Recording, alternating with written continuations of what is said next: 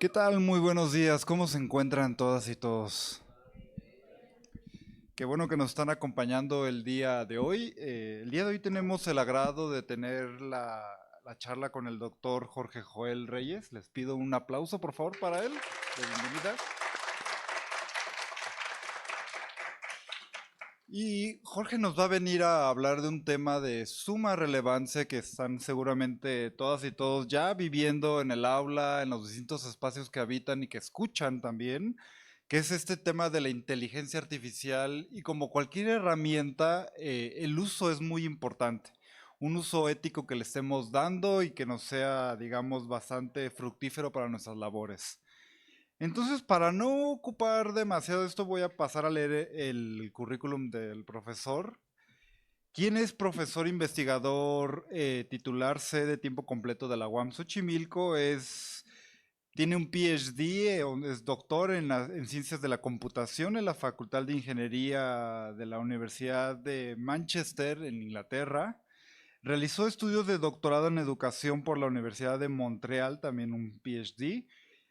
Tiene certificado en lo que es la enseñanza de colegio de la Universidad de Arizona Tucson en Estados Unidos. Es maestro en pedagogía por la Facultad de Filosofía y Letras de la UNAM. Es biólogo por la Facultad de Ciencias también en la UNAM. Y bueno, desde 1981 es profesor investigador, actualmente titular en el Departamento de Atención a la Salud de la UAM Xochimilco. Tiene toda una serie de distinciones el profesor y nos le agradecemos muchísimo que haya venido a esta charla donde estaremos tocando ese tema de suma importancia. Y les recuerdo, este es un conversatorio, igual después de los elementos que vaya a presentar el profesor, pueden levantar la mano y nos estaremos acercando con ustedes con el micrófono para que puedan expresar sus inquietudes, dudas, comentarios. Igual a la audiencia que nos sigue mediante la transmisión en vivo, le recordamos que también pueden poner cualquier comentario ahí, nosotros se lo haremos llegar al ponente. Entonces, sin ocupar más tiempo, que ya llevamos un poquito de retraso, agradecemos mucho a Jorge y le cedo la palabra para que comience su evento. Muchas gracias a todas y todos. Gracias, buenos días a todos. Bueno, bueno, casi se escucha, ¿no? Pero estamos muy cerquita. Pues muchas gracias, bienvenidos. Vamos a trabajar, vamos a platicar sobre un tema de mucha relevancia en la actualidad. Nos han dicho muchas cosas que a lo mejor son ciertas, otras que no son ciertas totalmente y otras que todavía estamos en veremos, ¿no? Sobre todo porque es un tema que no es nuevo, o sea, de hecho desde hace ya muchos años, desde los años 60 ya hay textos que incluso en los años 30 ya se especulaba sobre esto, pero obviamente no existían las computadoras. Pero ya en los años 60, 70 que empezaban a circular las noticias sobre estos implementos que ahora conocemos como computadoras personales, pero no existían, sino existían computadoras que eran unos monstruos gigantescos, ¿no? Que ocupaban todo un cuarto para procesar un poquito de información. Yo estaba acordándome el otro día de que mi primera computadora que tuve en Illinois, en Urbana-Champaign, era una Apple II que tenía 48 kilobytes de memoria. Con una tarjeta, tenían ya en la bodega muchas porque empezaron a entrar las Smith Corona, que eran unas computadoras personales de monitor ámbar. Almacenaron todas esas Apple II y entonces me dijeron, puedes hacer lo que quieras con ellas. Destriparlas, sacarles, yo les saqué tarjetas y todo. Le amplié a 256 kilobytes de memoria, ¿no? Y además mandaba impresión y nada más imprimían las impresoras en ese momento, nos decían instrucciones y solamente instrucciones muy limitadas y solamente imprimían números y letras. En cambio, yo le puse una tarjetita para que pudiera imprimir gráficos, ¿no? Y luego empezamos a ampliarle también a CPM, que era el lenguaje previo al DOS, ¿no? Y estoy hablando apenas de los años, principios de los años 80, ¿no? Entonces, el avance ha sido vertiginoso. Y también se prevé que, como vamos a ver más adelante, la inteligencia artificial igual va a avanzar a grandes pasos. Pero bueno, lo que es muy importante es que debemos de tener estos tres pilares de lo que es el uso de la inteligencia artificial de una manera consciente. En primera, debe ser un uso responsable, ¿sí? Hoy vamos a ver por qué más adelante. Debe ser de preferencia un uso profesional, porque, pues digamos, cualquier gente ahorita ya puede entrar y preguntarle algo a la inteligencia artificial, pero eso lo único que genera es también un uso de energía muy elevado. ¿Por qué? Porque ahora vamos a tener que cambiar la forma de enseñar, ¿no? En lugar de enseñar a base de respuestas en exámenes y todo eso, pues vamos a empezar a evaluar en base a preguntas. ¿Qué tan buena pregunta hace un investigador? ¿Qué tan buena pregunta hace un estudiante? Para saber si esas buenas preguntas obtienen buenos resultados. Si no es una buena pregunta, a lo mejor el mismo tema preguntamos en diferentes inteligencias artificiales y el que hace la mejor pregunta va a obtener los mejores resultados. Y sobre todo una cuestión muy importante, la cuestión legal, la cuestión ética. En algunos países como en Europa, en la Unión Europea, ya hay mucha reglamentación al respecto. Aquí apenas estamos empezando a tratar de hacerlo y en países como Estados Unidos todavía hay una cierta laxitud en ese sentido. No hay mucho control sobre ella. No es que haya control, sino que debe haber normas que protejan sobre todo nuestra individualidad, ¿no? Nuestros datos personales. No sabemos qué están haciendo con esa información. En una charla anterior yo ya había comentado de una periodista que ella, como viajaba mucho, pues cada que viajaba pues andaba de ligona, ¿no? Quería ligarse a alguien y decía, bueno, me meto a Tinder, tenía su perfil en Tinder y todo eso, y entonces a donde iba pues ya tenía con quién cenar y otras cosas, ¿no? Y entonces de pronto se descubre que tiene calificaciones, le empiezan a dar calificaciones y ella dice, a ver, ¿por qué? ¿Por qué tengo 7? O sea, ¿en qué se basan a decir que yo tengo un 7, no? Y empezaron a ver calificaciones y entonces decía, pero ¿por qué? ¿Qué información tienen o qué están manejando para saber que alguien tiene una calificación determinada?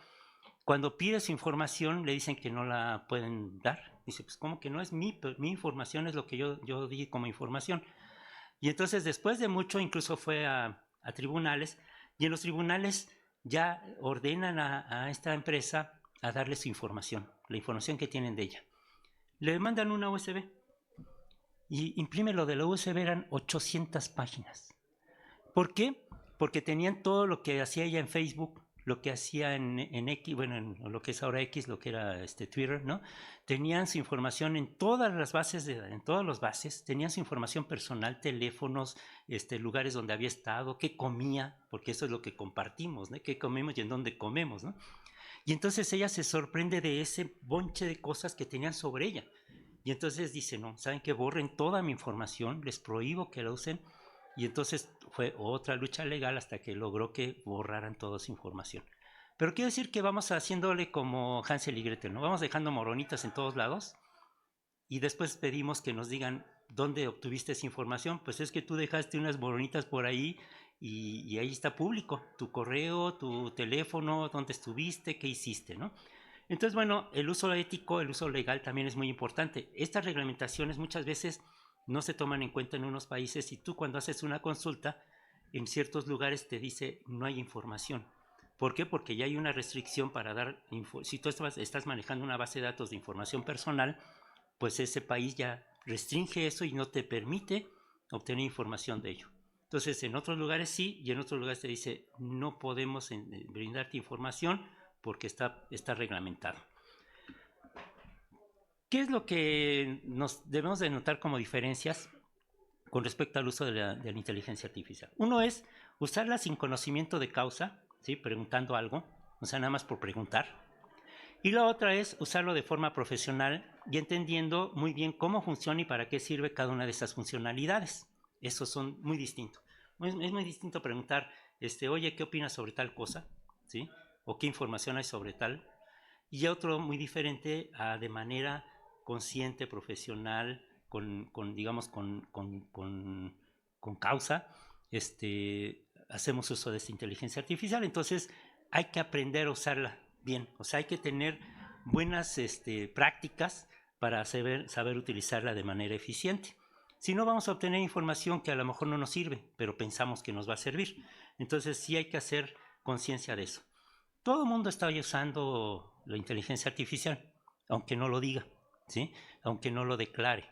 Por ejemplo, yo acabo de generar ahorita 3 imágenes de bioenergética. Y entonces me dice, ¿quieres que ponga tu nombre y generada por inteligencia artificial. Digo, pues sí, claro. O sea, tenemos que reconocer eso. Esa imagen no existe. Yo no quise usar las que se utilizan comúnmente porque aquí tenemos la restricción de que toda imagen debe tener los derechos y si no los tienes no te van a publicar el libro, no te van a publicar la imagen. Y entonces para garantizar que esa imagen va a ser incorporada en el material que yo estoy haciendo, pues las genero. Pero tengo que decir cómo las generé, ¿sí? En artículos que hemos publicado ya también con otras personas, hemos declarado que esa imagen fue generada por inteligencia artificial utilizando tal y tal y tal programa, ¿sí? Entonces esto es lo que debemos de hacer, un uso, digamos, ético, un uso consciente, decir, no lo hice yo, lo hizo la inteligencia artificial, y reconocerlo. O sea, es como querer robar ideas de otros. Hay que saber respetar esas ideas, porque no sabemos de dónde obtuvo la información la inteligencia artificial, y entonces también para protegernos nosotros mismos debemos decir, bueno, esta me la generó, y si hay un reclamo, entonces sí tiene que haber ya una cuestión legal, que es lo que todavía no tenemos. Empezamos a tener apenas marcos en la regulación del uso de la inteligencia artificial. Es muy importante, muy necesario saber en primera, del uso de esta inteligencia artificial, qué es lo que nos afecta. O sea, qué es lo que realmente nos va a afectar, nos va a quitar el trabajo, va a llegar Terminator un día de estos y va a buscar al hijo o a la mamá del hijo, ¿no? Así como en la película. Va a haber puras máquinas ya en las fábricas, ya no va a haber humanos. ¿Qué va a pasar? Muchos tenemos estos temores porque son ideas que nos han metido, ¿no? ¿Qué es lo que quizás vendrá? Eso es lo que falta todavía por ver, pero sobre todo hay cosas que seguramente van a venir, ¿sí? ¿Qué van a venir? Pues cambios. ¿Qué va a tener que ser? Vamos a tener que ver las cosas de manera diferente, vamos a tener que trabajar de tal manera.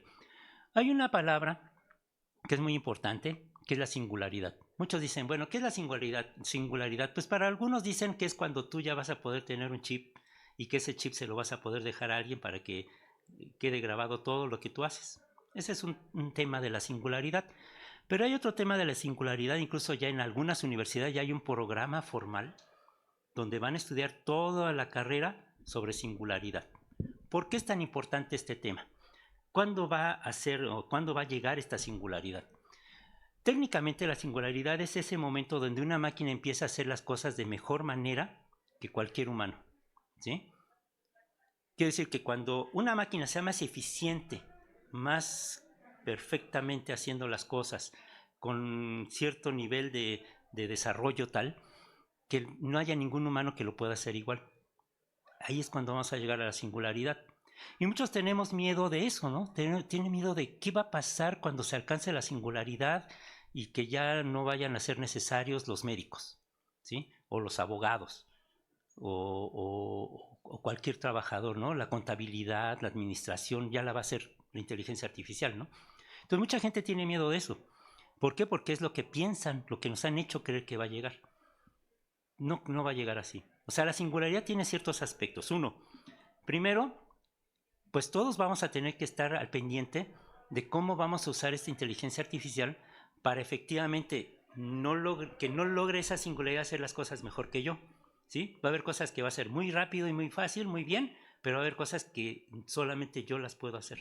Y entonces es como decir, a ver, si la inteligencia artificial fuera un edificio de 100 pisos y tú quieres subir esos 100 pisos para llegarle al nivel a la inteligencia artificial, no vas a poder. ¿Por qué? Porque cuando llegas al piso 100 ya va a tener 200, ¿sí? Y cuando llegues al 200 ya va a tener más, entonces dices, nunca la vas a alcanzar. ¿Qué tal que yo comienzo con el 100 y ya nada más con un brinquito más estoy arriba de la inteligencia artificial? Quiere decir que si yo quiero, no el nivel de eficiencia y de trabajo que tiene la inteligencia artificial, pero sí hacer cosas de tal manera que la inteligencia artificial no las pueda hacer. Eso va a ser muy importante porque entonces mi trabajo siempre va a estar a salvo mientras yo me esté actualizando, mientras yo me esté formando. ¿Cómo podríamos hacerle? Bueno, en primera nos han dicho que la inteligencia artificial general es la llamada esta inteligencia general, bueno, Artificial General Intelligence, nos han hecho creer que es lo máximo. ¿Por qué? Para meternos miedo, para vendernos, para que tú se te veas en la necesidad de comprar una ampliación para que puedas hacer mejor uso de la inteligencia artificial. O sea, es como meternos miedo. Y yo digo que lo que menos tenemos de tener es miedo. Más bien es cómo enfrentarlo, cómo hacerle para poder contender con todo esto. Muchos dicen que la singularidad se va a dar en el 2030, 2033, que vamos a llegar en el momento en que todas las máquinas van a hacer todas las cosas mejor que cualquier humano, ¿sí? Armado de camiones, de coches, baterías, todo lo que sea necesario para el desarrollo, lo van a hacer mejor las máquinas que los humanos. Ya lo están haciendo, ¿no? Pero ¿cuándo va a llegar a esa singularidad? Muchos dicen que en enero o febrero del próximo año, ¿sí? Pero ¿qué creen? Esta singularidad, este momento en que estas máquinas van a hacer las cosas mejor que el humano, pues tal vez ya esté llegando o ya haya llegado. En primera, ¿cuáles son las perspectivas? Las perspectivas es que de manera horizontal en todos momentos y en todas las tareas, la inteligencia artificial va a afectar las tareas de todos, ¿sí? Pero hay algo bien importante, que es esta línea vertical, ¿no? La singularidad en algún caso concreto. O sea, va a haber algunos trabajos que sí efectivamente van a ser superados y van a ser hechos por la inteligencia artificial, pero hay otras tareas y dentro de esas mismas tareas, actividades que nunca va a poder hacer la inteligencia artificial. Y esas son las en las que yo me voy a tener que especializar y formar para impedir que esa inteligencia me rebase, ¿sí? Más bien yo tengo que estar arriba, no tengo que ser su becario, su aprendiz, yo tengo que ser el usuario consciente y que sé que yo lo puedo hacer mejor siempre que la inteligencia artificial. Escribir, leer, redactar, ¿sí? Porque ahorita lo hace todo muy mecánicamente, pero poco a poco va a ir aprendiendo. Sin embargo, a pesar de todo esto, nosotros hay que seguir, digamos, formándonos en las mejores herramientas para generar conocimiento, porque eso es lo que yo debo de tener siempre consciente. Todo el tiempo tengo que estar pendiente de cuáles son los últimos avances para yo poder ir al paso o adelante incluso de la inteligencia artificial. Obviamente pues va a haber cosas que las máquinas pues van a hacer mejor que yo, ¿sí? Las tareas repetitivas, no va a perder concentración, pero va a llegar el momento que probablemente, ¿qué va a suceder? Como decía Pérez Reverte en una ocasión, ¿qué va a suceder cuando se hunda el Titanic, ¿no? Esta red de redes, todo el internet, todo el wifi se pierda con un destello del sol, una tormenta electromagnética. Se va a caer todo. Y entonces no vas a tener ni sistemas de salud, ni bancos, todo se va a caer. Hay que estar preparados, o sea, hay que estar teniendo siempre un plan B para ver qué es lo que podemos hacer en caso de que esto llegue a suceder. Les tengo una noticia. En los años 90 ya se dio la singularidad. Si les quieren meter miedo de que va a llegar la singularidad y nos va a rebasar, pues esto ya sucedió hace más de 30 años, ¿sí? Y fue transmitido en televisión, ¿sí? Estos periodistas son de aquella época, obviamente el documental fue de 2017, pero estos periodistas están arribando al sitio donde se dio la primera noticia de singularidad. Previo a esto, pues obviamente fue la noticia de Deep Blue, ¿no? Los fabricantes de computadoras se dieron a la tarea de juntar todas las partidas que había ya de ajedrez, todo lo que se podía saber sobre el tema, y entonces retaron al mero mero, ¿sí? En ese momento era Kasparov, ¿no? Le dijeron, te retamos a que venzas a nuestra máquina, ¿sí? Se transmitió, ¿sí? Fueron 5 partidas, Deep Blue contra Kasparov, ¿sí? En la primera ronda, el primer tirito que se echaron, ganó Kasparov 4-1. Pero, ¿qué sucedió? En ese 1996, Kasparov derrotó a Deep Blue 4-1. Pero los ajedrecistas consideraban que nunca una máquina iba a poder vencerlos y sin embargo le ganó una partida. ¿Qué fue lo que hicieron?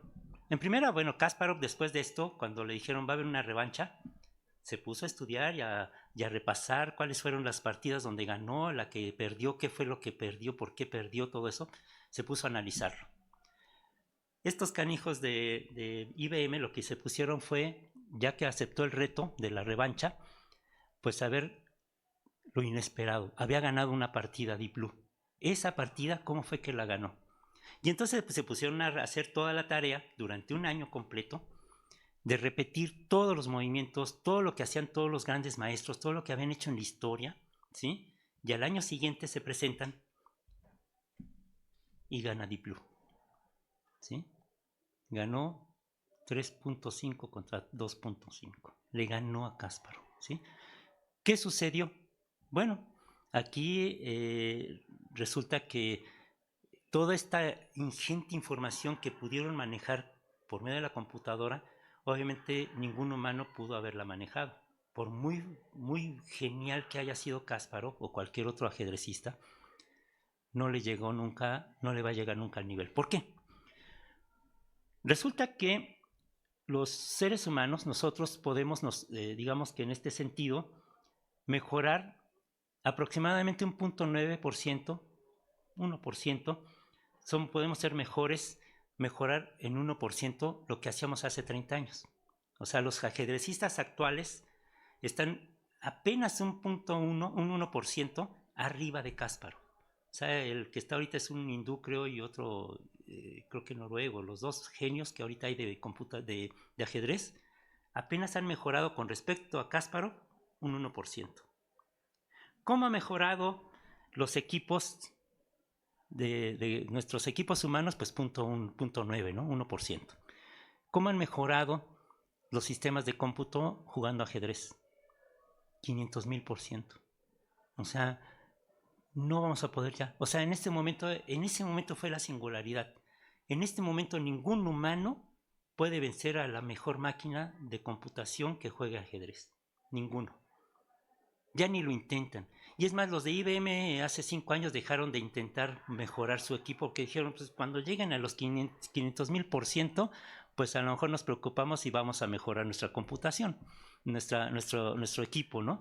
Para volver a contender con humanos. Ni yo como humano lo voy a hacer, porque no lo voy a lograr, ni los que están fabricando equipos de cómputo lo van a intentar de mejorar porque dicen, pues ¿para qué mejoramos? Si ya estamos 500,000 veces más arriba que Kasparov, ¿no? No hay necesidad. Si tuviéramos ese pensamiento exclusivamente, pues veríamos que muchos de los logros que se han hecho a partir de lo que la gente decía es imposible.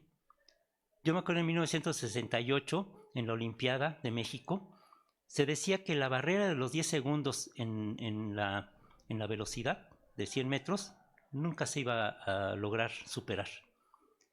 Ese año hubo un récord de 9.9. Y sin embargo, por ejemplo, años después, Bolt pues lo bajó a 9.46, ¿no? ¿Quién sabe qué más se vaya a lograr? O sea, quiere decir que poco a poquito, pero nosotros como humanos somos capaces de mejorar. Cada olimpiada hay récords que se rompen, ¿no? Y hay récords que permanecen durante mucho tiempo, pero finalmente son superados. Hay gente que luego pues la gente que innova, la gente que no sabe, considera que son locos. Pero a lo mejor esos locos son visionarios, ¿sí? Está el ejemplo de este señor Fosbury, ¿no? Dick Fosbury, en el 68 también logró saltar 2.72, ¿sí? De una manera totalmente diferente, ¿sí? Decían, ese parece un borracho, se va primero por allá y después como que endereza el camino y brinca de espaldas. Todos hasta ese año brincaban de frente y con el pecho tiraban la barra o con el pie, pero les costaba mucho trabajo. Y decían, ese récord nunca se va a vencer. Pues llega Fosbury saltando en su estilo de espaldas y ahora todos ya saltan igual. Fue una cuestión innovadora que permitió superar esa barrera, ¿no?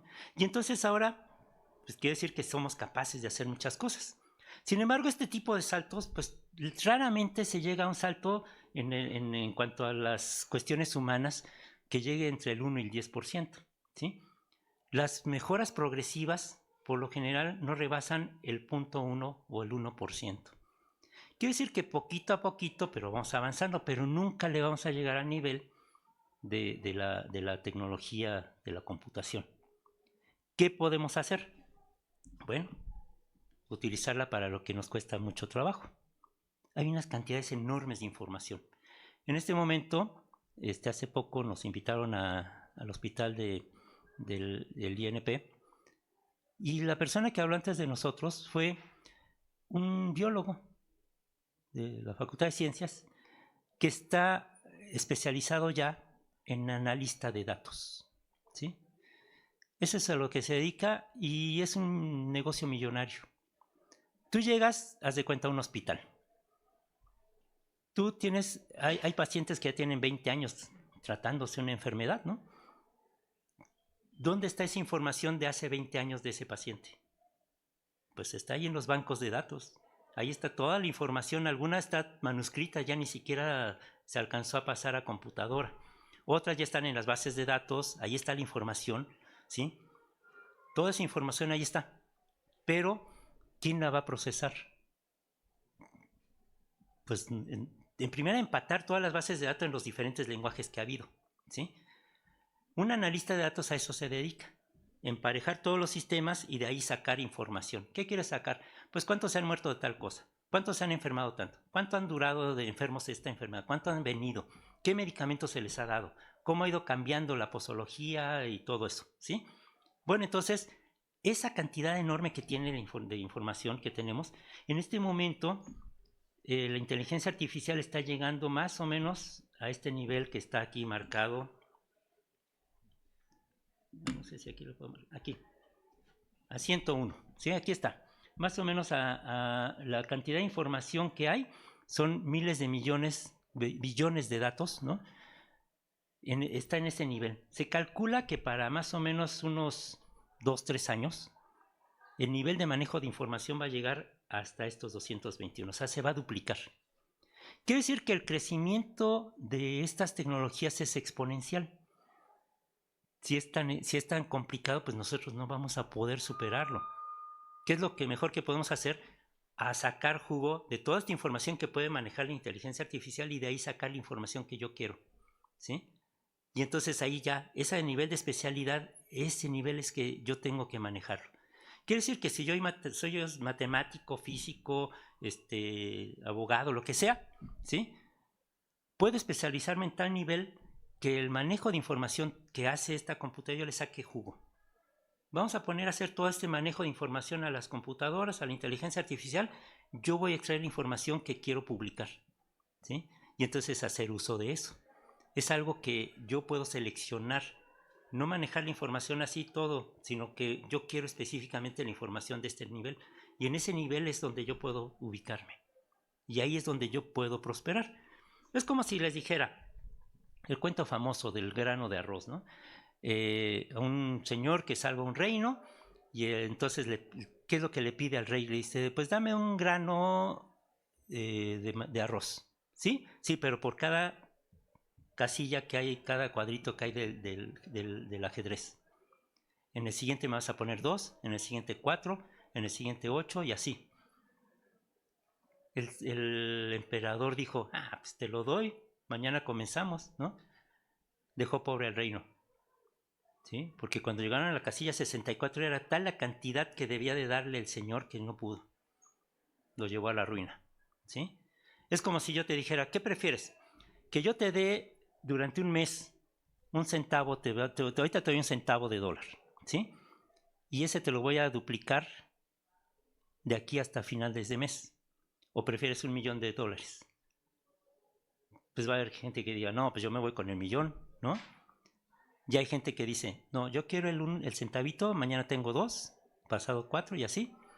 Cuando llega el día 10 dices, ching, creo que la regué. ¿Sí? Pero cuando llega a finales de mes, si tienes un mes de 28 días o si tienes uno de 31, tu riqueza va a ser entre 12 y 15 millones. O hasta 25 millones creo que es. Quiere decir que aunque sea poquito a poquito, pues nosotros podemos ir desarrollando. ¿Sí? No necesitamos crecer exponencialmente, obviamente la inteligencia artificial nos va a rebasar. ¿Sí? ¿Qué es lo que debemos de hacer? Pues no contender con la computadora, no contender con la inteligencia, no querer ser más que ella, porque no vamos a poder. Siempre va a estar arriba, porque todos los días hay algo nuevo, todos los días. ¿Sí? Yo comentaba con mis alumnos el caso de R.R. Martin. Ahorita tiene un juicio contra ChatGPT. ¿Por qué? Porque resulta que él le pide una secuela de su novela a la inteligencia artificial. Dice, a ver qué se le ocurre. Resulta que le presenta su segunda novela. Dice, oye, pues este es mi libro, esta es mi novela. ¿Por qué me la da? O sea, quiere decir que cualquiera que pida eso a ChatGPT le va a dar ese libro y él va a pensar, ya inventé esto, miren, quiero publicar este libro, ¿no? Se están violando los derechos de autor, ¿sí? Porque esa información que él le dio, ¿sí? Que ahí está, es una información tan de todos lados que, por ejemplo, si yo como abogado le pido información a la inteligencia artificial para un juicio, la inteligencia artificial tiene información de todo, pero también de los programas de TV. ¿Quién te garantiza que la solución que te está dando no es de CSI o no es de FBI, de la serie de televisión?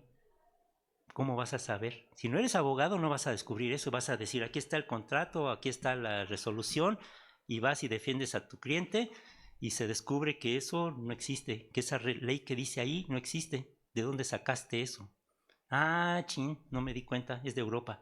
Pues sí, pero aquí en México no aplica, ¿no? Y entonces, si no lo usamos de manera consciente, si dejamos que la inteligencia artificial nos rebase y vamos y entregamos un trabajo así, tal cual, nos vamos a dar de topes, ¿no? Vamos a tener que ser muy cuidadosos con la fuente de información que estamos obteniendo, porque la inteligencia artificial tiene la información de todo, no diferencia de nada, ¿no? ¿Qué pregunta le tengo que hacer para garantizar que me va a dar los resultados que yo espero? Pues va a tener que ser un prompt como de 2 páginas, ¿no? Para que sea tan específico que te dé lo que tú quieres, ¿sí? Y entonces ahí va a haber un problema. Yo no lo voy a poder igualar, pero también es tanta la información que está manejando que yo no voy a poder igualarlo. ¿Qué es lo que tenemos que hacer? No tenemos que ver a la inteligencia artificial como una tecnología, sino como una forma diferente de trabajar. Si yo la quiero ver como una tecnología y permito que mi trabajo lo haga la inteligencia artificial, ahí es donde voy a perder. ¿Qué es lo que tengo que hacer? Es cambiar mi forma de trabajo para que lo que me haga la computadora, eso yo lo use para hacer mejor mi trabajo, ¿sí? Yo puedo mejorar mi forma de evaluar, ¿sí? Si le permito a la inteligencia artificial entrar a revisar los trabajos y todo lo que yo corrijo, ¿sí? Que es lo que ya está haciendo la inteligencia artificial, después ya lo hace automáticamente. 30, 40 ensayos, los revisa y todo eso que yo corregía, ahora ya lo corrige automáticamente la inteligencia artificial. Vamos a tomar un ejemplo, la medicina. Se hizo un experimento con la sala de emergencias de un hospital en el turno nocturno, que es donde hay más complicaciones, donde hay menos personal, donde hay muchos casos a veces. Llegan un niño que en el día estuvo enfermándose y en la noche ya está muy grave, lo llevan a emergencias. Una persona que venía ya regresando de su trabajo se descuida, se cae, se rompe una pierna, va a emergencias nocturnas. En esas emergencias nocturnas hay mucha demanda y poco personal. Se hizo entonces un experimento con ellos. ¿Cuánto tiempo se llevaba la gente en hacer la burocracia médica? ¿Sí? Levantar el reporte, hacer todo el diagnóstico y todo eso, entrevistar, ver a la gente, explicarle qué es lo que le está pasando, por ejemplo, a un niño que se enferma, explicárselo a los papás, ¿no? Y entonces, ¿qué resulta? Que después de eso, el médico va y se sienta y empieza a escribir su reporte. A veces hasta con máquina de escribir todavía, ¿no? Pero ¿qué tal que lo hace en la computadora? Vamos a suponer, ¿no? Esos 10, 15 minutos que estuvo con la persona explicándoles a los papás qué es lo que estaba pasando, qué iba a pasar con su hijo con los medicamentos, que iba a tener que darle, que iba a tener que estar al pendiente 3 días y después regresar, todas esas indicaciones, él las va a regresar y a escribirlas. Entonces hace trabajo doble. Y entonces, ¿qué fue lo que hicieron? Bluetooth, ¿no? Cuando empieces a darle la explicación a los papás de qué es lo que tiene que hacer, aprietas y empiezas a decir. Antes se cargó una base de datos con todos los posibles diagnósticos, enfermedades, cosas comunes que se ven en ese horario, en emergencias. Y entonces la inteligencia artificial ya tenía toda esa información, ¿sí? Copilot fue lo que usaron, Copilot, ¿no? Ahora, todo lo que dijo el señor, la computadora lo arregló y formó el diálogo, formó el reporte. Ya cuando se sienta el señor después de apagar, ¿no? Termina la sesión, la entrevista, apaga, se siente y ya está el informe. Ya no lo tiene que hacer. Esos minutos que ganó, ya no haciendo eso, lo puede dedicar eso a atender mejor al paciente, darle más tiempo. Oiga, tengo otra pregunta, sí, adelante. ¿Sí? Oiga, ¿y qué va a pasar si tal cosa? Y ya una mejor atención porque va a tener más tiempo para decirlo, porque en el otro caso tenía que corriendo inmediatamente hacer su reporte e ir con otro paciente, ¿sí? Ahora ya ganó tiempo. Esos 10 minutos que ganó puede ocupar 5 minutos perfectamente en darle mejor atención a esa familia. Y entonces lo mismo sucede con los abogados, ¿sí? Ellos tienen que estarse actualizando todo tiempo porque muchas reglamentaciones son de la noche a la mañana, cambian. No se diga en la contabilidad, por ejemplo, la declaración de impuestos, ¿no? También los casos, hay mucha jurisprudencia que ya se está ejecutando y que a lo mejor no tiene la información actualizada. Si hace una consulta, tiene que ser una consulta muy bien hecha, porque si yo que no soy abogado me pongo a consultar y a obtener resultados, a lo mejor yo hago un contrato y la gente que lo va a leer no es abogado tampoco y lo firma y a lo mejor dentro de un año tenemos ya problemas, ¿sí? Un abogado inmediatamente cuando le dé el reporte la inteligencia va a reconocer que esa palabra no es la adecuada, que ese dictamen no corresponde a la ley de México. Y entonces, pero si yo no sé, puedo llegar a creer eso como cierto, ¿sí? Y entonces a lo mejor yo ahí o me voy a estar metiendo en problemas por no saber y haber firmado algo que no sabía, o me voy a meter en problemas porque yo le di a mi paciente, a mi cliente, una, una, una consulta, un dictamen que era erróneo, ¿sí? Y después vamos a pagar las consecuencias. Entonces, ¿qué es lo que mejor que podemos hacer? En primera, si yo te pregunto sobre un tema específico ahorita, que tú manejas muy bien, a lo mejor me vas a estar hablando 5 minutos sin error, porque tú conoces muy bien ese tema. Y me puedes hablar maravilloso. Eres experto en cultura maya. Me vas a platicar no 5, 10 minutos y si quieres una hora, ¿no? Y todos los datos que tú me vas a dar, como tú lo sabes, me vas a dar buena información. Pero ¿qué tal que yo te pregunto algo que no sabes? Empiezas, bueno, es que pues, y empiezas a divagar y a decir cualquier cosa. Y así te puedes estar 5 o 10 minutos y no decir nada. Con la inteligencia artificial así sucede. Si tú le haces una pregunta general, pues se va a tardar mucho, te puede dar información que a lo mejor ni siquiera es lo que tú querías.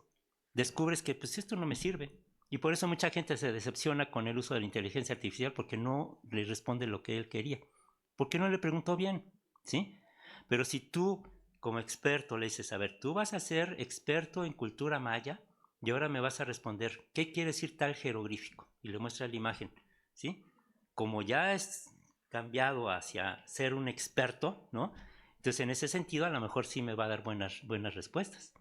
Y va a estar, lo que me dé es un concentrado de algo interesante, algo realmente bueno, ¿sí? Con nosotros sucede lo mismo, igual. Yo te pregunto algo, tú me contestas porque sabes sobre ese tema, pero si no sabes de ese tema, o me dices no lo sé, pero muchas veces para no decir no lo sé, dices, pues mira, es que en realidad cuando, ¿te acuerdas cuando éramos chiquitos? Que no? Y entonces empieza a divagar y no nos dice nada. Entonces, bueno, ¿qué es lo que hay que hacer? En primera, pues no tenerle miedo así como no le hemos tenido ya miedo a las computadoras, pues no tenerle miedo a la inteligencia artificial. No nos va a quitar el trabajo. Nos va a quitar el trabajo si no innovamos, si no nos formamos, si no nos preparamos, ¿sí? Ahí sí nos va a suplantar. Pero mientras nosotros sigamos formándonos y llevándole la delantera, no va a suceder. Si seguimos viendo la computadora como algo terminal, nos va a ganar. Pero si lo vemos como parte del proceso, yo lo voy a usar aquí y lo voy a usar aquí, pero no al final. Al final yo soy el que va a mandar sobre qué es lo que voy a escribir. En ese momento yo soy el jefe. Si yo dejo que la inteligencia artificial sea la jefa y que dé la resolución final, me va a seguir ganando. Si yo dejo que todo me ayude en el proceso, lo más pesado, pues yo voy a seguir mandando. Y yo voy a decidir qué sí y qué no. Bueno, el siguiente tema que vamos a trabajar para una próxima plática, que a ver si me invitan de nuevo, quiero platicar sobre algo. Se hizo una investigación muy interesante. Se le preguntó a los estudiantes, profesores y administrativos sobre cómo ve el uso de la inteligencia artificial en la educación. Se encontraron cosas bien curiosas. Los profesores estamos muy entusiasmados. ¿Por qué? Porque ya encontramos que somos más productivos, ¿sí? Porque ya la inteligencia artificial me ayuda a corregir errores ortográficos o gramaticales, ¿sí? porque ya puedo hacer imágenes que no voy a tener que estar luchando buscando los derechos de autor, sino que yo voy a hacer imágenes conforme a lo que yo le diga que quiero que haga, ¿sí? Y entonces ha aumentado la productividad para algunos, ¿sí? Pero el estudiante se siente decepcionado porque como no le ha hecho buenas preguntas, de pronto encuentra que el profesor le dice, no, pues es que esto está mal, no, es que esto no es que sabes que esto no buscaste bien, ¿sí? Y entonces dice, no, pues no me está sirviendo. ¿Por qué? Porque no sabe hacer buenas preguntas. Hay que aprender a hacer buenas preguntas, buenos prompts para obtener buenos resultados. Y la otra es que tanto yo que me estoy formando como yo que soy un profesor, un formador, tenemos que aprender que ahora ya hay otras cosas que cambiaron después de la pandemia, ¿sí?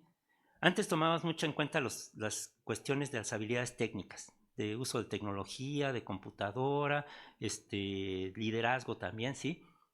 Pero no tomamos en cuenta otras que se llaman soft skills, ¿no? Las habilidades blandas, ¿sí? Tenemos que cambiar.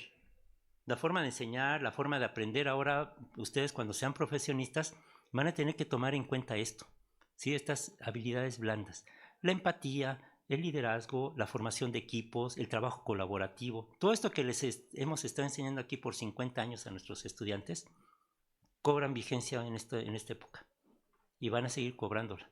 Porque entonces ahora los que antes veían nada más la parte técnica de memorización y de uso de los equipos y todo eso, va a cambiar a la forma en que nosotros tratamos tanto a los clientes como a los pacientes como a la gente que estamos educando, ¿sí? Toman en cuenta la empatía, las necesidades, los problemas que tenemos, ¿no? Todos tenemos problemas en la vida, ¿sí? Y muchas veces un examen es parejo.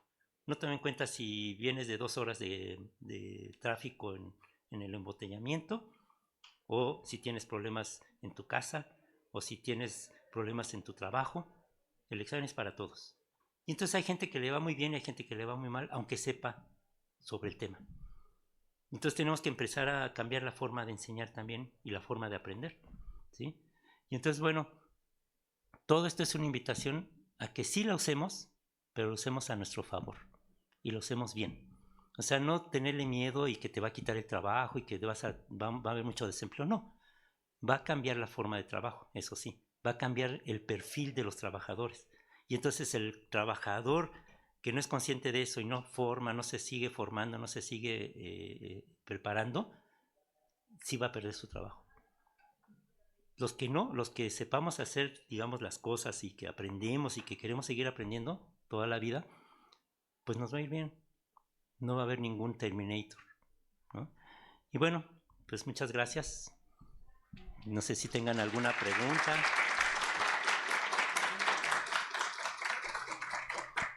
Le voy a preguntar si nos va a invitar de nuevo.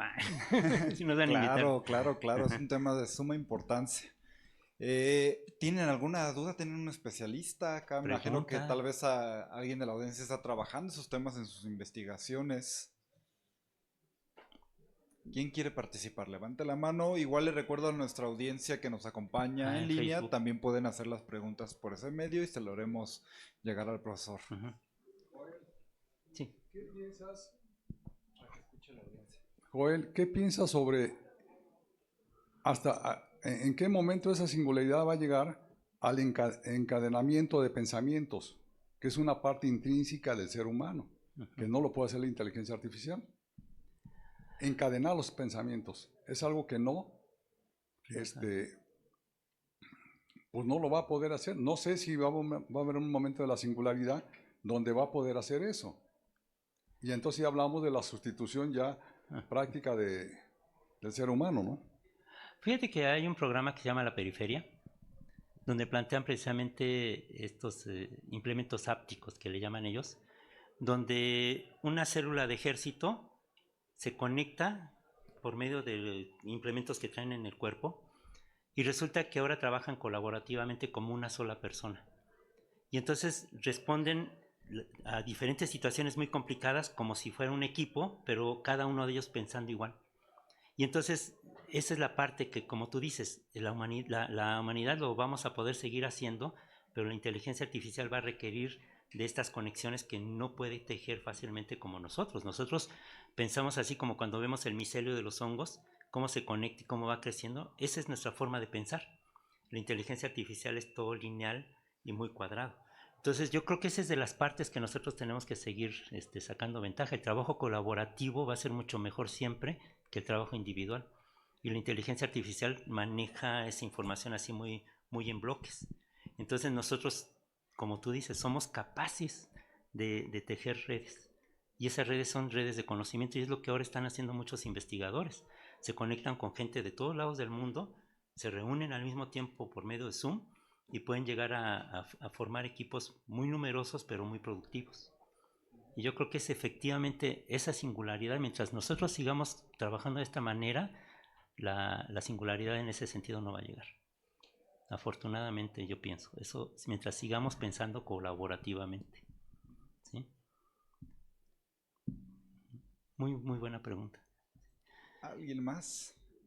¿Quién más?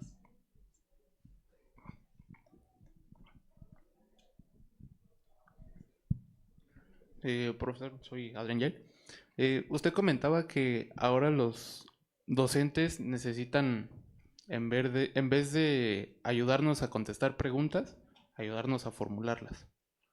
Para usted como docente, ¿qué tan complicado cree que sea ese cambio en cuanto en general a los maestros de en lugar de ayudarnos a solucionar una pregunta, ayudarnos a formular una respuesta? Aquí está Suni con nosotros.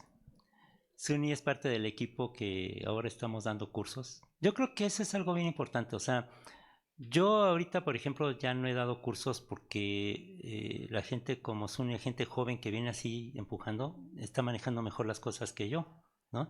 Y entonces digo, qué bueno que somos equipo y podemos compartir. En algunos de los cursos que ellos han dado yo me meto porque yo quiero aprender más. Yo creo que la manera de permitir esto es que nos sigamos formando, que nos enteremos de todo esto. Yo, por ejemplo, en la pandemia me enteré que hubo un profesor que hasta el tercer trimestre conectó su Zoom. No sabía cómo. Entonces, bueno, ¿y qué enseñó en esos 2 trimestres anteriores a sus estudiantes? Fue una situación muy caótica, porque en primera, de un día para otro nos dijeron, aquí está tu sala y a dar clase. Entonces no estábamos preparados. De hecho, no fue educación en línea. O sea, ese es el problema, que ahora están confundiendo la educación en línea con la enseñanza emergente. Esta enseñanza emergente, pues fue eso, fue una emergencia y nunca nos formaron para eso. Yo creo que ahora lo que tendríamos que hacer es cómo prepararnos para todo lo que viene. O sea, todo esto que ya sabemos que va a pasar, hay que prepararnos desde ahorita. O sea, ahorita nos dicen, a futuro tú tienes que cambiar tu forma de enseñar, tienes que hacer esto, tienes... No lo estamos haciendo algunos y otros sí. Entonces yo creo que como que ver hacia adelante, ver hacia qué es lo que puede pasar, qué es lo que no puede pasar porque es puro cuento y qué es lo que sí va a pasar. Eso que sí va a pasar seguramente es lo que hay que prepararnos. Si seguimos utilizando la inteligencia artificial como una herramienta, como un todo, como un final, vamos a ir en declive. Si nosotros lo que hacemos es utilizarlo donde más lo requiera, pero hasta ahí, vamos a poder superar ciertas barreras. Y una de ellas es en la enseñanza cambiar nuestra forma de enseñar, de evaluar, de trabajar. Trabajamos muy aislados. O sea, por ejemplo, aquí están varios profesores, yo algunos los conozco, otros los veo, pero no trabajamos juntos. Antes trabajábamos más juntos. Antes en el sistema modular se propiciaba mucho la unión. El TID es un espacio que sí permite esta interacción. En los otros espacios difícilmente. Cada quien llega, da su clase y se va. No, o se encierra en su cubículo, o publica, está haciendo su artículo, ¿no? Pero no nos enteramos de lo que están haciendo los demás. Entonces yo creo que esa forma de pensar también la tenemos que revertir, o sea, regresar a eso que antes hacíamos de convivir, de intercambiar. A mí, por ejemplo, dos profesores muy queridos, Roberto Jiménez y Samuel Coronel, me enseñaron a enseñar, ya estando aquí. ¿Sí? Yo les agradezco a ellos dos muchísimo. Todos los miércoles nos reuníamos y yo salía enriquecido todos los miércoles. Yo creo que esas son cosas que tenemos que ir haciendo, como decían aquí, ¿no? Decía el profesor, seguir trabajando de esta manera, entretejiendo estas redes de conocimiento. Y yo creo que tendremos que cambiar. Entonces, yo creo que es difícil porque estamos desconectados, En el momento en que reconectemos y que empecemos a ver qué es lo que están haciendo los demás, yo creo que hay una cosa que llaman mentoría, ¿sí? Hay profesores que se jubilan, se van y ya se llevaron todo su conocimiento. ¿Por qué no permitir que ellos regresen con los profesores jóvenes, los nuevos, a enseñarnos qué es lo que hicieron, cómo lo hicieron? Y eso es lo que no se está propiciando. Yo creo que lo que tenemos que propiciar es seguir tejiendo estas redes. Y la gente que se vaya, pues que se quede conectada con nosotros para poder seguir creciendo. Sí, yo creo que eso va a ser difícil, pero es lograble y quizás deseable. Sí, yo creo. Gracias.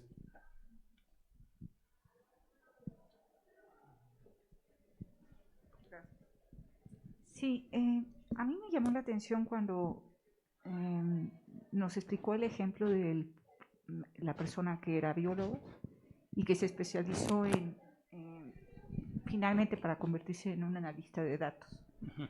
Entonces, lo que entendí es que, bueno, finalmente él terminó siendo como una persona, digamos, que seleccionaba de forma muy puntual cierta información que era de interés, en este caso, para el hospital. Pero, por ejemplo, cuando he explorado sobre digamos, estas nuevas áreas, se puede decir, de desarrollo, pues las he visto, por ejemplo, en Coursera, pero no están incorporadas dentro de la formación como nuevas carreras o nuevas formaciones, ¿no? La pregunta es por dónde empezar, es decir, si es una vía, finalmente, por ejemplo, en el área de enseñanza, pues cómo, es decir, ¿no? Cómo conformar, digamos, ese tipo, digamos, de nueva formación, ¿no? Ahora sí que estamos una reconversión, ¿no? Si se puede decir, dentro de la misma enseñanza, con este tipo de herramientas.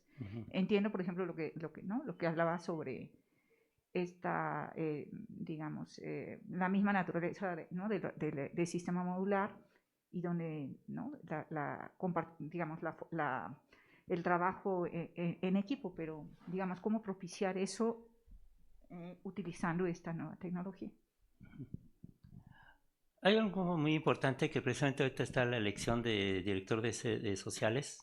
Se discutía en esa reunión donde se entrevistó a los candidatos, ¿no? de la terna. La necesidad de crear nuevas carreras, nuevas licenciaturas.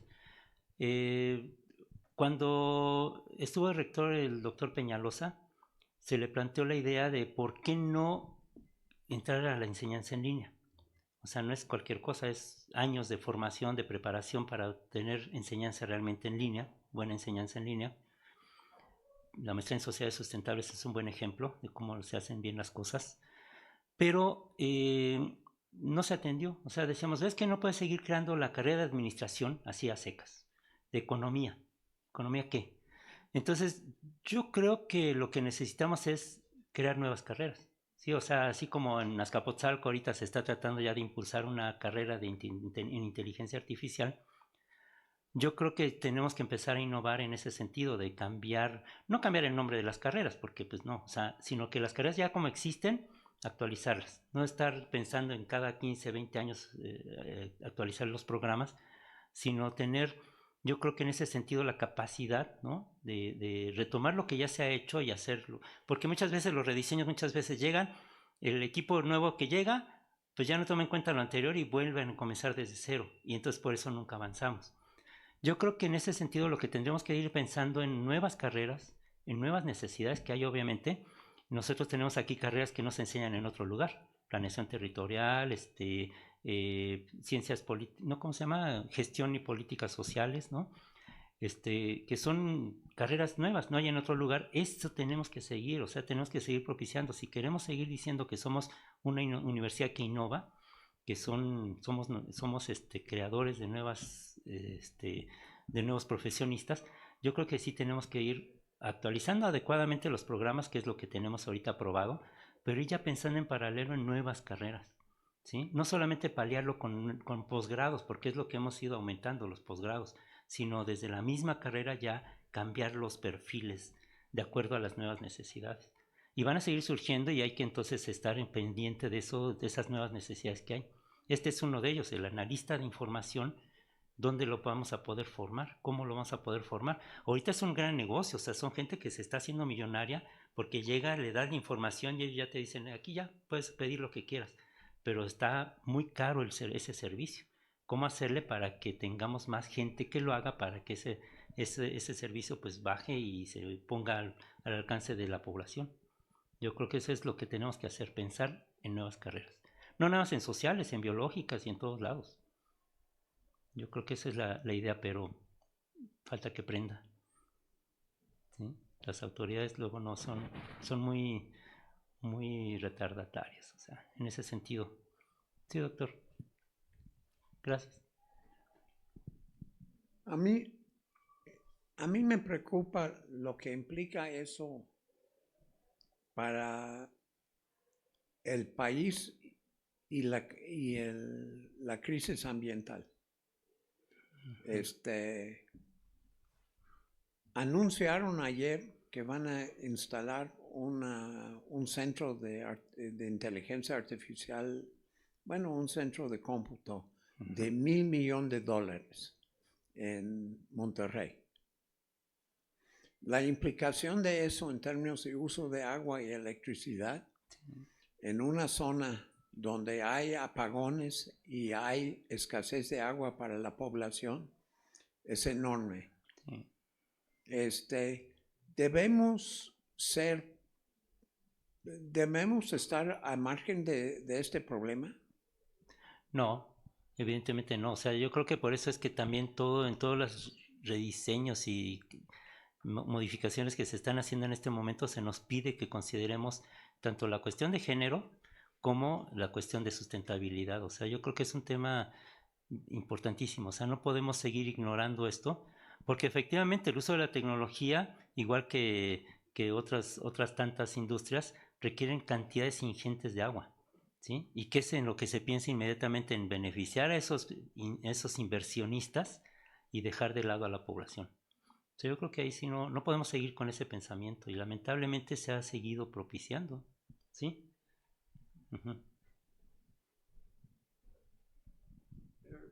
Pero lo pensamos, pero No, de hecho usted está proponiendo que lo usemos más, ¿no? que lo usemos de manera consciente. Sí, No pero nada más no preguntar por importa preguntar. cómo lo usemos. De todos modos, son dos impactos. Uno es de enriquecer la gente rica. Y dos, de castigar a los servicios públicos a la población más Y al ambiente. necesitada. Entonces, no es una contradicción, no hay una política pública al respecto de esto. No hay una posición de la universidad frente a esto. Yo creo que la tendría que ver.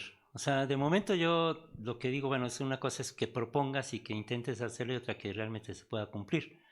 En este momento, efectivamente, el gasto energético de la inteligencia artificial es enorme. Y yo lo que veo es que va a seguir usándose. O sea, se va a seguir usando y se va a seguir deteriorando. Hay naciones que van a tener soluciones alternativas muy creativas, pero nosotros en este momento no tenemos esa solución. China va a poner su centro de cómputo general en el espacio para evitar el problema de la temperatura, pero esa no es la solución. O sea, la solución es cómo hacerle para que estos equipos sean más eficientes y no requieran tanto gasto energético. Algunos están mandando esos servidores al fondo del mar, pero igual, ¿qué impacto van a tener esas medidas, ¿no? Otros lo están haciendo en lugares donde hay corrientes de agua y después, como en las plantas nucleares, ¿qué se va a hacer con esa agua residual que está generándose? Aunque no contamine, digamos, el agua, pues la calienta. Ya con eso es suficiente para deteriorar el ambiente.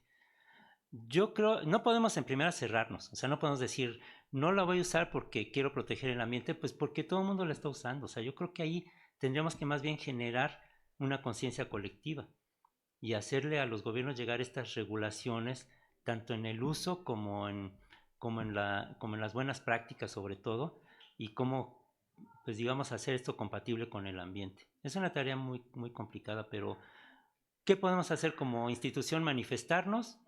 Pues sí, pero ¿en qué sentido? O sea, yo creo el impacto que podemos tener como universidad deberíamos de tenerlo como colectivo. O sea, todas las instituciones, todos los centros, trabajar de común acuerdo en cómo hacerle para dañar menos el ambiente. Y yo creo que va a ser una tarea muy, muy complicada. Yo de momento digo, bueno, es que es lo que tenemos y lo que nos puede servir, pues hay que usarlo. Si no, nos vamos a rezagar también como país, pero ¿cómo le hacemos para que esto también no afecte el medio? Híjole, yo creo que tenemos que ir pensando también en soluciones innovadoras. ¿Sí? También igual ayer se anunció un superavión de 3 pisos, ¿no? Que más que como una solución al transporte, se ve como una solución al uso eficiente de aspas para la energía eólica, ¿no? Porque ahorita las aspas tienen un límite, es el tamaño. ¿Cómo hacerle para que esas aspas sean más eficientes e incluso puedan ser más grandes y generar mejor, digamos, más energía? Entonces, ese tipo de cosas como que hay que empezar a explorar, ¿no? Yo creo, pero tener una solución así de momento, decir, no lo usemos para no dañar el ambiente, yo creo que más bien es hacer un uso consciente, que digamos, sí usarla, pero yo digo, usarla, pero de manera creativa, de manera consciente, no solamente preguntar por preguntar. No tengo yo una solución en este momento. Y yo no la veo a corto tiempo, lamentablemente. O sea, la generación de estos centros es como las cervecerías, ¿no? Las instalan en los lugares donde menos agua hay, porque es lo que le queda más cerca a Estados Unidos, ¿no? Y en este sentido igual, este centro ahí en Monterrey seguramente es porque le queda más cerca a los que tienen el dinero, ¿no? Y lo ven como una inversión benéfica para la población, no es cierto, o sea, lo hemos visto con la minería, ¿no? La minería no deja ningún beneficio a las poblaciones, nos lo pintan como que va a generar trabajo y escuelas y no sé qué, pues deja apenas 3 centavos por cada dólar de ganancia, ¿no? Y eso en el mejor de los casos. Y ahora al rato que empiecen a escarbar el mar también, como ya lo están haciendo y lo están empezando a hacer, pues igual no estamos viendo el impacto, estamos viendo pues el éxito de estas super máquinas, ¿no? Pero yo lo veo como un riesgo muy grande también. Pero yo digo, si ahorita es lo que tenemos y podemos usarla, hay que usarla, pero de manera creativa, de manera consciente. No para todo, porque de por sí no sirve para todo. O sea, hay que ser claros en eso. Tenemos 2 preguntas en línea. Entonces, dice Liz, hola, soy estudiante de economía de segundo trimestre. Mi pregunta es, para la OMS, su objetivo número 9, el cual es industria, innovación e infraestructura, ¿la IA ayudaría a su objetivo? Pues no, como dice el doctor Barkin, puede generar también complicaciones en las cuestiones de salud y de ambiente, ¿no? Pero quizás como parte del manejo de la información y todo lo que podemos obtener de ello, yo creo que sí va a ser un beneficio. O sea, depende de nuestro punto de vista, del punto de vista que tú tengas, ¿no?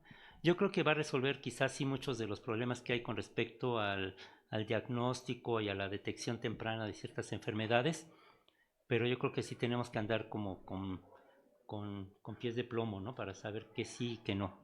Yo creo que a nivel mundial eso va a ser inevitable, o sea, que se trate de llegar a ese objetivo. ¿Con qué, cómo? Pues ahí es donde tenemos que discutirlo cada país sobre todo. Sí. También tenemos a Janelli que pregunta, gracias por su charla, muy interesante. Referente al término soft skill, ¿cómo generar estrategias para generar salud mental en el uso de la IA? Y si se puede hablar de salud mental en esos entornos digitales. Gracias.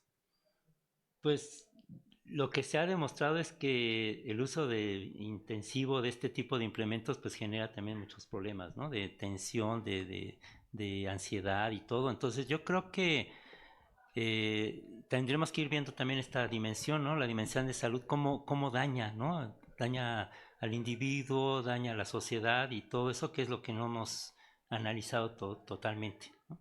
Yo creo que en ese sentido, pues muchas de las cuestiones que en este momento se pueden buscar solucionar, pues también pueden generar paralelamente otro tipo de situaciones, ¿no? A lo mejor a mí me resuelve la situación de tener la información a la mano y más confiable y todo, pero qué impacto está teniendo en otras esferas, ¿no? Entonces yo creo que eso es también lo que nos falta pues analizar y lo podríamos platicar después, ¿no? Hay ya mucho que se ha escrito y se ha publicado en ese sentido, de efectivamente el daño que causa no solamente en los universitarios, en los niños, en los que están en la edad escolar, todos los problemas que pueden llegar a tener también con el uso intensivo de las pantallas y de las tecnologías, que sí tendríamos que ir viendo a nivel psicológico cómo afecta esto. Pues sí, es otra de las tareas. ¿Qué tal, profesor? Una pregunta retomando lo que comentaba hace un par de preguntas del uso consciente de usuario, bueno, de nosotros como usuarios en la inteligencia artificial.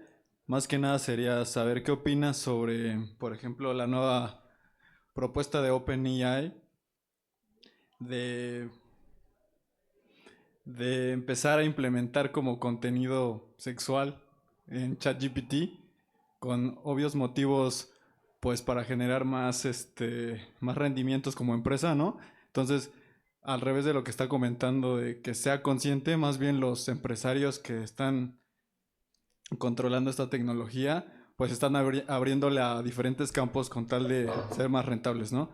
Entonces, ¿cuál es su perspectiva de eso? Y digo, va de la mano mucho con la pregunta anterior de que pues están preguntando ya cualquier clase de cosa, útil o no, y pues sigue este círculo vicioso de la contaminación y pues mayor deficiencia en el intelecto humano, ¿no? En cierta forma. Pues ahí sí yo no podría opinar. Yo creo que va a ser muy complicado porque si de por sí ahorita ya hay muchos estudios que han marcado precisamente los problemas que hay con respecto al uso de la pornografía y todo eso en los medios.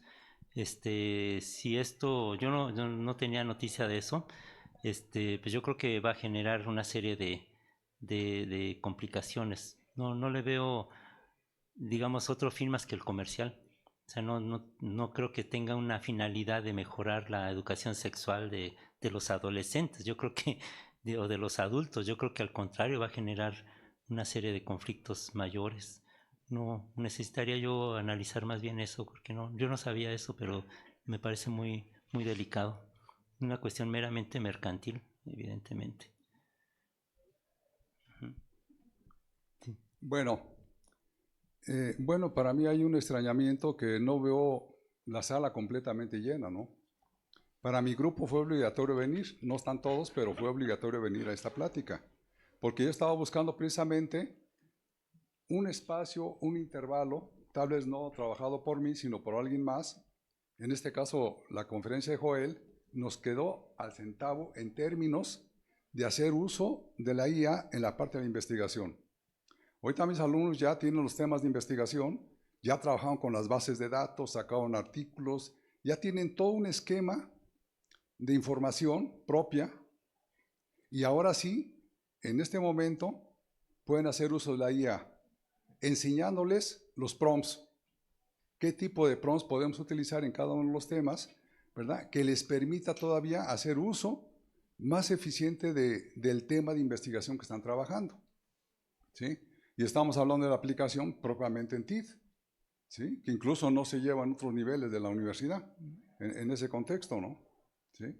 Entonces yo vi la conferencia de Joel así, exacta en términos de iniciar con la parte de inteligencia artificial en el trabajo de investigación, ¿sí? Y sobre todo enseñarles a cómo utilizar los prompts, ¿sí? Y generar la información que quieran, utilizarle a ella para mejorar, ¿qué? El conocimiento y acerca del tema que estamos trabajando. Yo pensé que iba a estar llena esta sala. Pensé que iba a estar llena, profesores y alumnos que estuvieran presentes aquí, pero desafortunadamente no lo veo así, ¿no? ¿Sí? Yo el interés de haber venido y obligar a los alumnos que estuvieran aquí, yo también, era precisamente ese. El siguiente paso, la semana que entra, vamos a empezar con los temas de investigación que ya trabajaron, ya son expertos en los temas.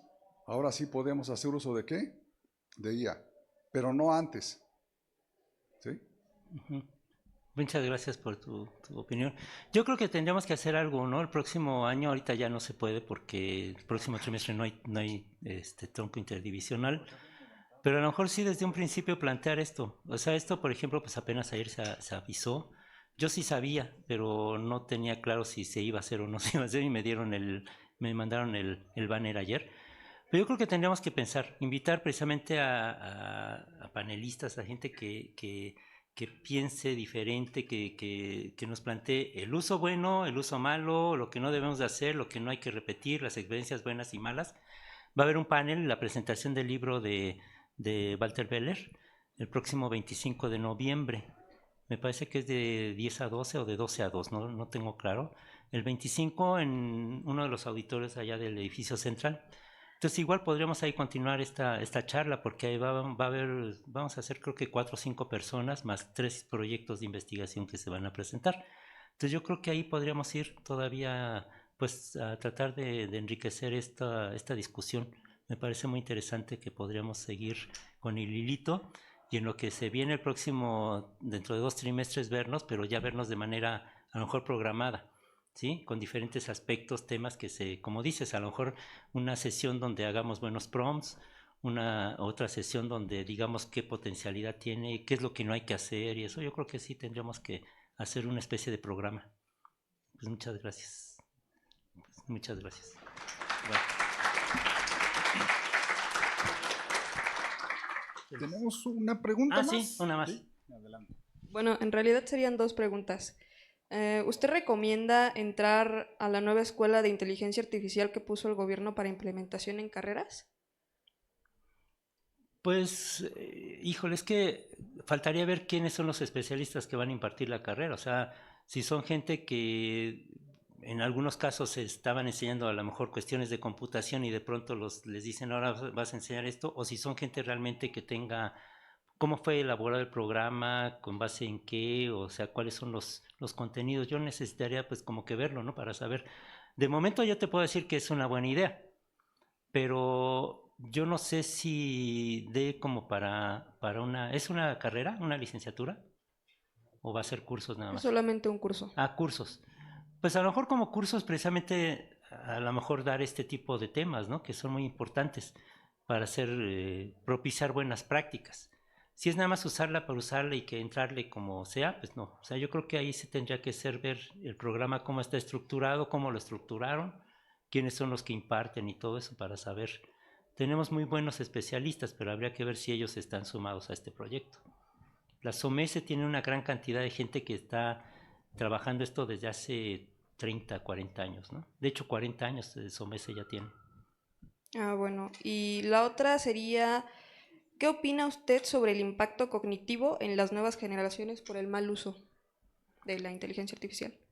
Ya se está viendo, o sea, lamentablemente ya se está viendo cuál es el impacto que está teniendo el uso de las tecnologías y sobre todo el uso indiscriminado de estos medios a nivel cognitivo. En primera, el desinterés por la lectura.